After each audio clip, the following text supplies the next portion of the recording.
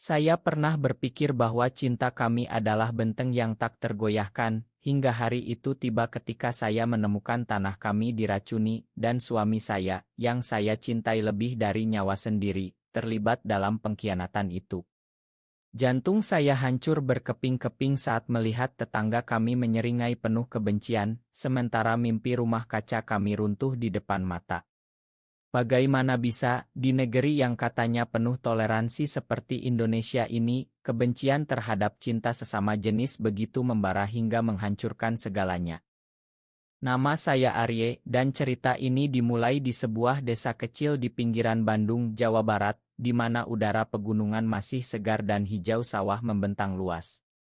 Saya bertemu dengan suami saya, Bima, 6 tahun lalu di sebuah estial seni di Jakarta. Saat itu, saya adalah seorang arsitek muda yang baru saja lulus dari universitas, penuh mimpi untuk membangun rumah-rumah ramah lingkungan. Bima, seorang petani organik asal Bali yang pindah ke Jawa untuk mencari peluang baru, memiliki mata yang penuh semangat dan senyum yang bisa melelehkan hati siapa saja. Kami bertemu di stan pameran tanaman langka, di mana dia sedang menjelaskan manfaat pupuk alami kepada pengunjung. Percakapan kami mengalir begitu alami, dari tanah subur hingga mimpi masa depan, hingga akhirnya kami saling bertukar nomor telepon. Cinta kami berkembang pesat, tapi tak mudah. Di Indonesia, di mana norma masyarakat masih kuat dipengaruhi oleh nilai-nilai tradisional dan agama, hubungan sesama jenis seperti kami seringkali disembunyikan di balik tirai rahasia. Kami memilih untuk tinggal di desa kecil itu karena ketenangannya, jauh dari hiruk-pikuk kota yang penuh pandangan menghakimi. Kami membeli sebidang tanah di lereng gunung, di mana kami bermimpi membangun rumah kaca untuk menanam sayuran organik dan bunga-bunga eksotis. Itu bukan hanya bisnis, tapi simbol dari cinta kami, sesuatu yang kami bangun bersama, dari nol, dengan tangan kami sendiri. Setiap pagi kami bangun sebelum matahari terbit. Bima akan menyeduh kopi tubruk khas Jawa, sementara saya merancang sketsa rumah kaca. Kami bekerja berdampingan, menggali tanah, memasang kerangka bambu, dan menanam bibit pertama. "Ini rumah kita, Arye," kata Bima suatu hari, sambil menyeka keringat di dahinya. "Rumah di mana cinta kita bisa tumbuh bebas, seperti tanaman-tanaman ini." Saya tersenyum, merasa bahagia yang tak tergantikan. Tapi di balik kebahagiaan itu ada bayang-bayang. Tetangga kami, Pak Hadi, seorang tokoh masyarakat yang konservatif, sering kali melirik kami dengan tatapan curiga. Dia adalah pemimpin masjid setempat, dan rumor tentang hubungan kami mulai menyebar seperti api di rumput kering. Suatu malam, setelah seharian bekerja, kami duduk di teras rumah sederhana kami, memandang bintang-bintang. Bima memegang tangan saya, jarinya menyentuh cincin kawin sederhana yang kami pakai secara rahasia. "Kau tahu, Arye, di Bali, keluarga saya menerima saya apa adanya. Tapi di sini, kita harus hati-hati." Saya mengangguk, tapi hati saya gelisah. Kami bukan pasangan resmi di mata hukum Indonesia, tapi di hati kami adalah suami istri. Cinta kami murni, tanpa nafsu yang kotor, hanya keinginan untuk saling melindungi dan membangun masa depan.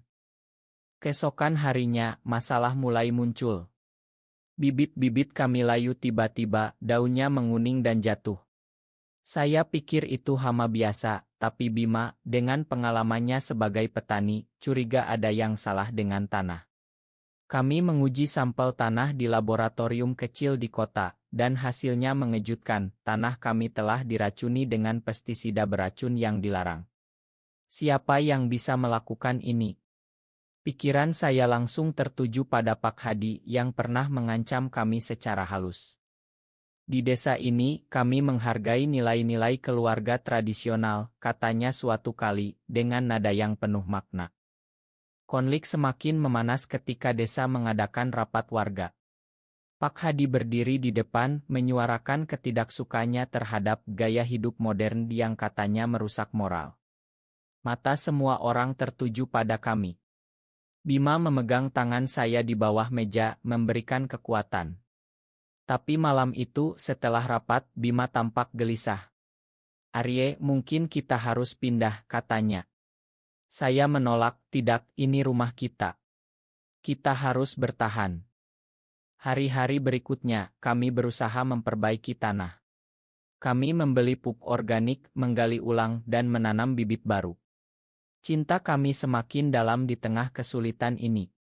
Setiap malam, kami berbagi cerita masa kecil, mimpi, dan ketakutan. Bima bercerita tentang masa kecilnya di Bali, di mana dia pertama kali menyadari ketertarikannya pada sesama jenis. "Saya takut sekali, Ari. Tapi bertemu denganmu membuat semuanya berubah." Saya mencium keningnya, merasa bersyukur. Tapi pengkhianatan datang dari arah yang tak terduga. Suatu sore, saya pulang lebih awal dari kota dan mendengar suara Bima berbicara dengan seseorang di belakang rumah. Saya mengintip, dan hati saya hancur. Bima sedang berbicara dengan Pak Hadi, dan di tangannya ada amplop uang. "Ini untuk kebaikan desa," kata Pak Hadi. Bima menunduk, "Saya tak punya pilihan." "Apa artinya ini? Apakah Bima yang meracuni tanah kami sendiri?" Saya konfrontasi Bima malam itu. Air mata mengalir di wajahnya. "Arye, makan aku." Pak Hadi mengancam akan memberitahu keluargaku di Bali. "Mereka tak tahu tentang kita." Saya takut kehilangan segalanya. Pengkhianatan itu menyakitkan, tapi di balik itu, saya melihat ketakutan di matanya. Cinta kami diuji dan saya harus memutuskan, memakan atau pergi. Malam itu, rumah kami yang biasanya penuh tawa kini dipenuhi keheningan yang menusuk. Saya duduk di sudut kamar, memandang Bima yang terisak di lantai. "Kenapa, Bima? Kenapa kau lakukan ini pada kita?" tanya saya, suara saya gemetar.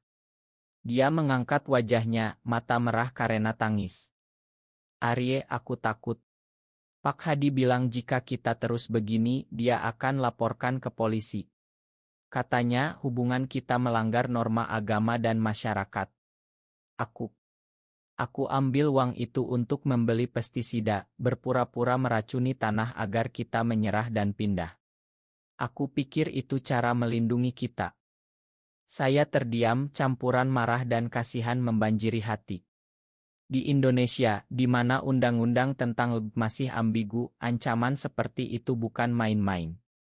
Banyak teman kami yang diusir dari desa atau bahkan dipenjara karena alasan moral. Tapi pengkhianatan Bima terasa seperti pisau di dada. "Kau seharusnya bilang padaku. Kita hadapi bersama," kata saya. Bima merangkak mendekat, memeluk kaki saya. "Makan aku, Arye. Aku cinta padamu lebih dari apapun." Keesokan paginya, kami memutuskan untuk bicara terbuka. Kami duduk di teras, minum teh hangat sambil memandang rumah kaca yang setengah rusak. "Kita harus lawan ini," kata saya.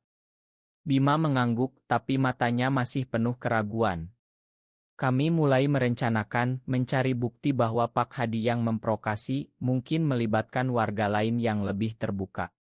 Di desa itu ada Bu Siti, seorang guru sekolah yang progresi yang pernah mendukung hak-hak minoritas. Kami bertemu Bu Siti di sekolahnya. Dia mendengarkan cerita kami dengan empati. Saya tahu Pak Hadi konservatif, tapi tak semua orang seperti itu. Di Indonesia modern banyak yang mulai menerima perbedaan. Dia setuju membantu dengan menghubungi LSM di Bandung yang fokus pada hak LGB. Untuk pertama kalinya setelah pengkhianatan itu, saya merasa ada harapan. Sementara itu, hubungan kami mulai pulih. Bima berusaha keras menebus kesalahannya. Setiap hari, dia bangun pagi untuk membersihkan tanah, mencampur kompos baru, dan menanam bibit. "Ini bukti cintaku, Arye," katanya. Saya melihat ketulusannya, dan perlahan hati saya luluh. Malam-malam kami penuh percakapan mendalam, tentang masa depan kami, tentang mimpi memiliki keluarga, mungkin adopsi anak suatu hari, jika hukum memungkinkan. Tapi konflik belum berakhir. Pak Hadi mulai menyebarkan rumor lebih luas. Di pasar desa, orang-orang mulai menghindari kami. Pedagang sayur yang biasa ramah kini melirik sinis. Suatu hari, batu dilempar ke rumah kami, memecahkan jendela. "Pergi saja dari sini," teriak seseorang dari kegelapan. Bima memeluk saya erat, "Kita kuat, Ari." Kami memutuskan untuk mengadakan pertemuan kecil dengan warga yang netral. Dengan bantuan Bu Siti, kami undang beberapa tetangga ke rumah. Saya berdiri di depan mereka, suara gemetar. "Kami bukan ancaman. Kami hanya dua orang yang saling mencintai, ingin hidup damai." Bima menambahkan, "Rumah kaca ini untuk kebaikan desa, tanaman organik untuk semua." Beberapa mengangguk, tapi yang lain pergi dengan marah. Di tengah tekanan itu, cinta kami semakin dalam. Kami sering berjalan-jalan di hutan dekat desa, memetik daun teh liar, dan berbicara tentang Bali. "Suatu hari, kita pindah ke sana," kata Bima. Saya tersenyum, membayangkan pantai dan sawah terasering. Tapi realitas menampar ketika kami kembali dan menemukan rumah kaca dibakar sebagian. Asap masih mengepul dan di tanah ada tulisan "haram". Saya marah besar, tapi Bima menenangkan. "Jangan balas dengan kekerasan. Kami laporkan ke polisi desa, tapi mereka acuh, bilang itu mungkin kecelakaan." Rasa putus asa mulai merayap. Malam itu, kami berbaring di tempat tidur, saling memeluk. "Apa kita salah mencintai?" tanya saya. Bima mencium dahi saya, "Tidak, Ari. Cinta tak pernah salah." Hari berikutnya, Bu Siti datang dengan kabar baik, Lesm dari Bandung akan datang untuk investigasi. Mereka spesialis hak manusia dan lingkungan. Kami merasa lega, tapi ketegangan meningkat ketika Pak Hadi mengumumkan rapat besar di masjid. "Kita harus hadir," kata Bima. Saya ragu, tapi setuju. Di rapat itu, Pak Hadi berpidato panas. "Desa ini suci, jangan biarkan penyimpangan merusak." Tapi Bu Siti berdiri, "Islam mengajarkan kasih sayang, bukan kebencian." Debat memanas, dan tiba-tiba, seorang warga tua bicara, "Mereka tak ganggu siapapun. Biarkan saja." Itu titik balik kecil. Setelah rapat, kami pulang dengan hati campur aduk. Bima memasak nasi goreng awrit saya, dan kami makan sambil tertawa kecil. "Kita menang sedikit demi sedikit," katanya. Tapi malam itu, telepon berdering, Lesm bilang ada bukti bahwa Pak Hadi membeli pestisida ilegal. Harapan kembali menyala. Pagi berikutnya, angin pegunungan membawa aroma segar, tapi hati kami penuh ketegangan. Perwakilan Lesm, seorang wanita bernama Mbak Rina, datang ke desa dengan tim kecil. Mereka memeriksa tanah kami, mengambil sampel, dan mewawancarai kami. "Ini kasus diskriminasi klasik," kata Mbak Rina. "Kami akan bantu kalian secara hukum." Bima dan saya saling pandang, merasa didukung untuk pertama kalinya. Tapi Pak Hadi tak tinggal diam, dia mengumpulkan pendukungnya, dan rumor semakin liar, katanya kami merusak moral anak muda desa. Suatu siang, sekelompok pemuda datang ke rumah kami, meneriakkan slogan anti-LGB.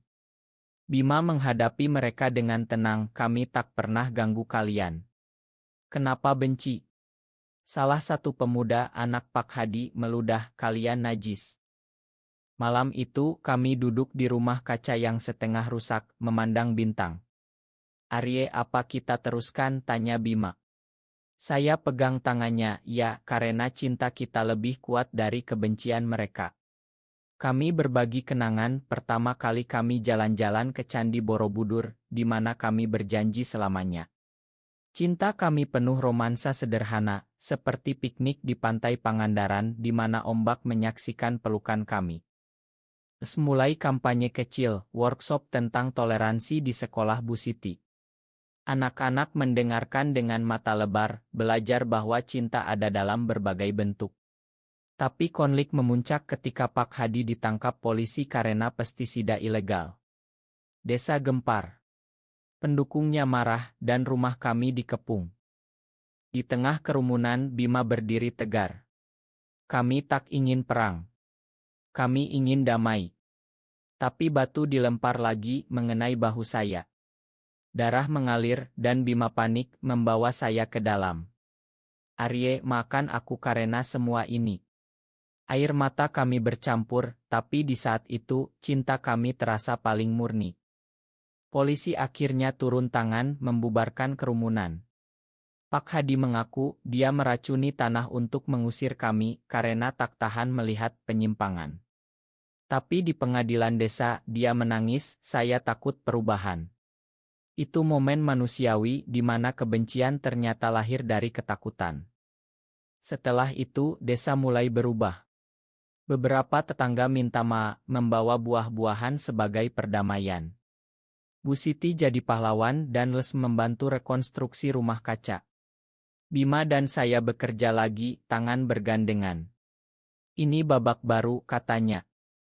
Tapi pengkhianatan masa lalu masih menghantui. Suatu malam Bima mengaku aku hampir menyerah, Arye. Tapi cintamu yang menyelamatkanku. Saya peluk dia, merasa lengkap. Kami mulai menjual sayuran organik dan desa mendapat manfaat. Anak-anak datang belajar bertani, belajar toleransi. Di akhir musim, rumah kaca berdiri megah, penuh tanaman hijau. Kami berdiri di depannya, memandang matahari terbenam. Kita berhasil, kata saya. Bima tersenyum karena kita bersama. Musim hujan tiba membawa berkah bagi tanah kami. Rumah kaca berkembang, tanaman tumbuh subur, dan pesanan sayuran organik datang dari kota. Bima dan saya merasa seperti mimpi yang jadi nyata. Tapi bayang pengkhianatan masih ada. Suatu hari, saudara Bima dari Bali datang berkunjung, tak tahu tentang hubungan kami. Kedatangan Kak Made membuat Bima gelisah. Arye, dia tradisional sekali. Bagaimana kalau dia tahu? Saya tenangkan dia, kita hadapi bersama. Malam pertama, kami makan bersama, cerita tentang Bali. Tapi Kak Made curiga melihat cara kami saling pandang. Bima, kau bahagia di sini? Tanyanya. Bima mengangguk, tapi suaranya gemetar. Keesokan harinya, saat kami tunjukkan rumah kaca, Kak Made bertanya langsung, kalian berdua seperti suami istri. Bima pucat, tapi saya pegang tangannya. Ya, Kak. Kami saling mencintai. Kak Made terdiam, lalu menangis. Aku takut untukmu, Bima. Di Indonesia, ini berbahaya. Tapi setelah bicara panjang, dia peluk kami. Selama kau bahagia, aku dukung. Itu momen emosional, memperkuat cinta kami. Desa semakin menerima berkat Bu Siti dan Lesem. Tapi ada ancaman baru, kelompok radikal dari luar desa mendengar cerita kami dan ancam demo. Polisi waspada dan kami takut. Di tengah itu, kami rayakan ulang tahun pernikahan rahasia kami. Di rumah kaca, di bawah lampu redup, kami dansa pelan.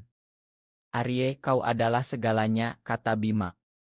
Saya balas, dan kau milikku selamanya. Romansa kami penuh kelembutan, tanpa nafsu, hanya jiwa yang menyatu. Demo terjadi, tapi warga desa berdiri di depan kami. Mereka bagian dari kami, teriak Bu Siti. Kelompok itu mundur, dan desa bersatu. Pak Hadi setelah dibebaskan dengan syarat, datang minta maaf. Saya salah. Kebencian butakan saya. Kami maafkan dia, karena pengampunan adalah nilai Indonesia. Rumah kaca jadi simbol toleransi. Kami adakan tur, ajarkan bertani dan kasih sayang. Bima dan saya semakin dekat, berbagi mimpi besar, membuka cabang di Bali. Tahun berganti dan rumah kaca kami jadi terkenal. Media lokal liput cerita tentang pasangan gay yang bangun bisnis organik di tengah diskriminasi. Bima dan saya jadi inspirasi bagi banyak orang. Tapi popularitas bawa risiko, ancaman online dari netizen konservatif.